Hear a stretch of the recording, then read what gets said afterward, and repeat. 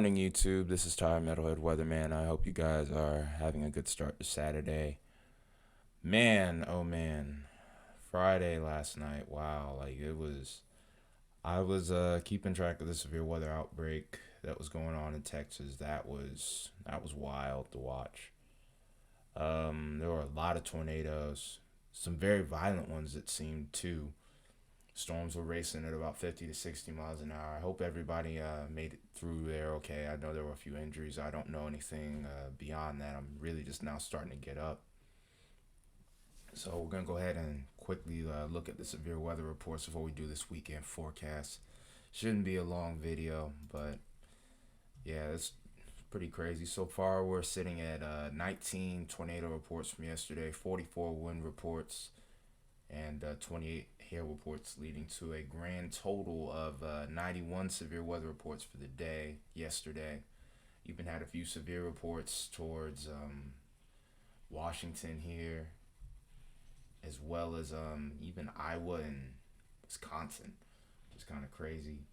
But some pretty big tornadoes that are some pretty big areas that were hit.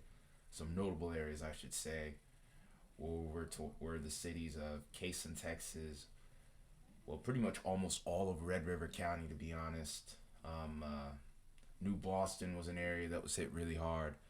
Dangerfield was hit pretty hard. There were a lot of very big tornadoes yesterday. I do think that this number has, in all likelihood, will go up, and I think we'll probably be sitting at about maybe 20 something, maybe even 30 tornadoes. Some of these were also very long lasting as well. This is what we were worried about with our setup, but here, with our severe weather setup this day. But as bad as it was, this front actually moved faster than expected. So this actually lessened the window of opportunity for severe thunderstorms to form out ahead of the main line. So as bad as this was, it still could have been worse, believe it or not. So if there is any sort of upside to take from this, I guess that's it right there. That being said, let's go ahead and get into the weekend forecast here. And we're looking at the overview here. And thankfully, this weekend is a lot quieter. There's no severe weather expected for the rest of the weekend. It's a little bit of rain and thunderstorms. This is the system that's actually responsible for that severe weather. But as this trough ejects further and further out to the north and east here, it will lose steam, and all the severe weather dynamics that we had yesterday will not exist today. We may get some rain, we may get a few claps of thunder, but that's about it. But there's no severe weather to talk about, thankfully, this weekend. So let's go ahead. What?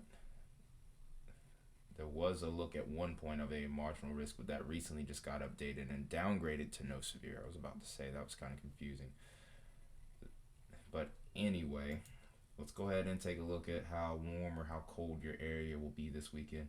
So we do have a little bit of an Arctic push going on here towards the middle of the country after that front has passed through. We also have areas over here towards the northeast that are dealing with some below freezing temperatures and maybe even getting some snow in some areas right now. Of course, this model is a little bit further behind right now. We're waiting for the 12Z to load. We only got 24 hours of that right now, so I can't really use that to cover the whole weekend. So just have to bear with this. But over towards the east, we're still going to be dealing with above average temperatures, as that jet stream is kind of hanging down here more than anything. So we're not going to really get much in the way of rain. There may be some rain around Mississippi and Alabama, but over towards areas like Georgia, the Carolinas, it's going to be cloudy, but it's not going to be raining too much. You may get a slight like pop-up shower or two at best, maybe even a clap of thunder at the most, but nothing to really worry about for you guys.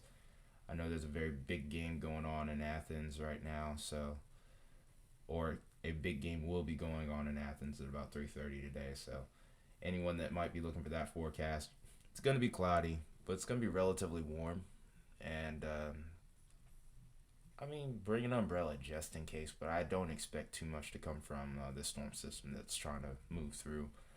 As if you were to look through the radar, look on the radar throughout the day, you'll see that that storm system is going to fall apart as it's working its way through Mississippi and Alabama. So nothing really to worry about there. We'll move this further along here, and it's when we get to this point where we really start to see those arctic that those colder temperatures from up north coming in. Some places are even going to be hitting the teens tonight, especially over towards Montana. And then even in the afternoon, a lot of these places over here aren't even going to get above freezing. Even over towards North Dakota here, looking at quite a few areas that are looking to probably stay below freezing the entire day. Could be some snow, and then here's another bigger push as that cold air mass really starts to deepen as we begin to head towards Monday. So let's go ahead and finally take a look at what the radar could look like, and then we'll go from there. This will load. All right. Again, here's our system with severe weather. There's also some backside. There was also some backside snow on the tail end of this towards the panhandle of Texas and some parts of Oklahoma. I remember a report of Woodward even getting some snow. And then here's our little mess of moisture over here towards the northwest here. And meeting with that cold air, it's going to be bringing in some rain and snow for some of you, and especially towards the higher elevations, you could be dealing with some moderate to even heavy snow possibly. So we'll move this further along. Again, pretty much the same deal like I've been mentioning. Once we get towards Mississippi and Alabama, this storm system really just loses its identity. And then by the time we get later into the day,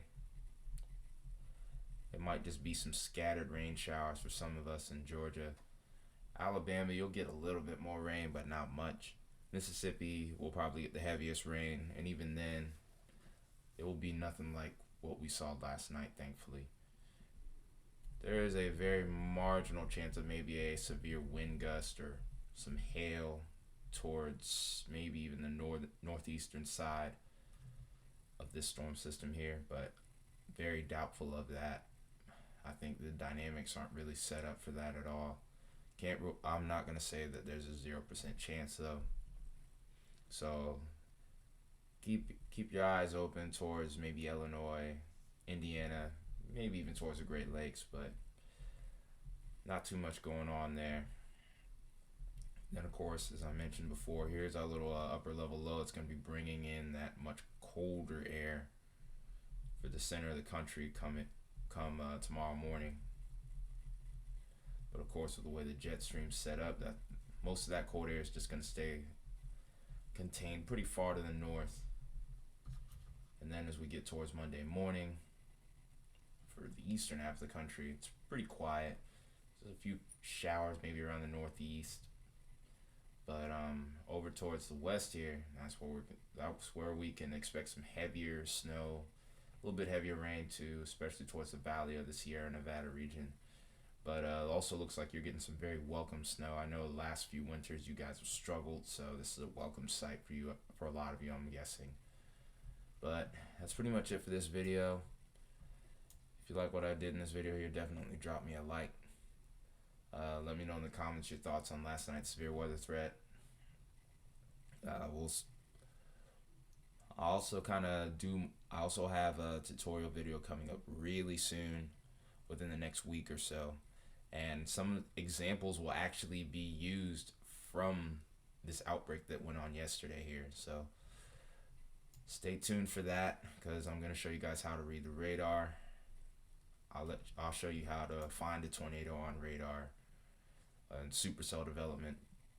It's basically going to be a quick crash course in severe weather, or reading severe weather on radar. We'll start with that first, and then we'll just kind of go from there with the whole tutorial playlist.